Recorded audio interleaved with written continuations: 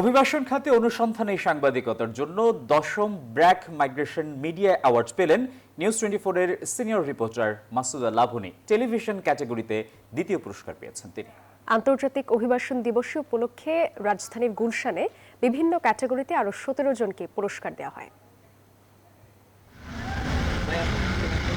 বিদেশ থেকে প্রতিদিন লাশ হয়ে দেশে ফেরেন কমপক্ষে 12 জন শ্রমিক। সে হিসাবে মাসে প্রায় 400 আর বছরে 4500। এমন শিরোনামে 2024 সালের ডিসেম্বর মাসে 2 পর্বের সংবাদ প্রচারিত হয় নিউজ 24 টেলিভিশনে।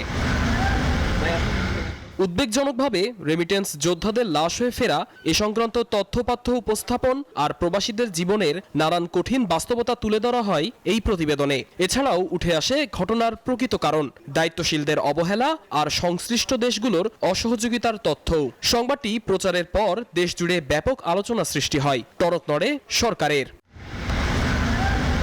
বিজ্ঞ জুরি বোর্ডের বিবেচনায় এবার 10ম ব্র্যাক মাইগ্রেশন মিডিয়া অ্যাওয়ার্ড পেয়েছেন নিউজ 24 টেলিভিশনের senior crime reporter Masuda Lavani. আন্তর্জাতিক অভিবাসন দিবসে গুলশানের একটি হোটেলে বিজয়ীদের হাতে পুরস্কার তুলে দেন বাংলাদেশে নিযুক্ত ইউরোপীয় ইউনিয়নের রাষ্ট্রদূত মাইকেল মিলার।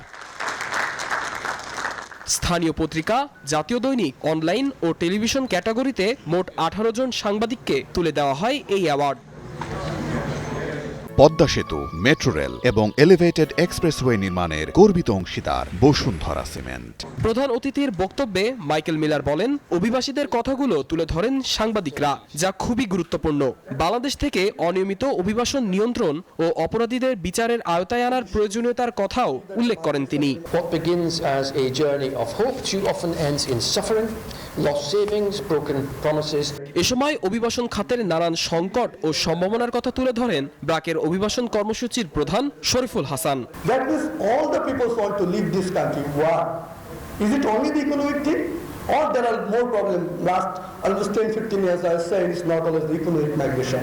অ্যাওয়ার্ড পাওয়া রিপোর্টাররা বলছেন, এমন প্রাপ্তি কাজের স্বীকৃতির পাশাপাশি সাংবাদিক হিসেবে দায়িত্ব বাড়িয়ে দেয়। যে কোনো অ্যাওয়ার্ড তার যে কোনো রিপোর্টার যখন পায় তখন তার কাজের একটি স্বীকৃতি এবং পাশাপাশি কাজের অনুপ্রেরণা বেড়ে যায়। মনে হয় যে আমাকে আরও কিছু করতে হবে, আমি আরও যেন ভালো নিউজ করতে পারি। অভিবাসন খাতে সাংবাদিকদের স্বীকৃতি দিতে 2015 সাল থেকে ব্র্যাক মাইগ্রেশন অ্যাওয়ার্ড দিয়ে আসছে।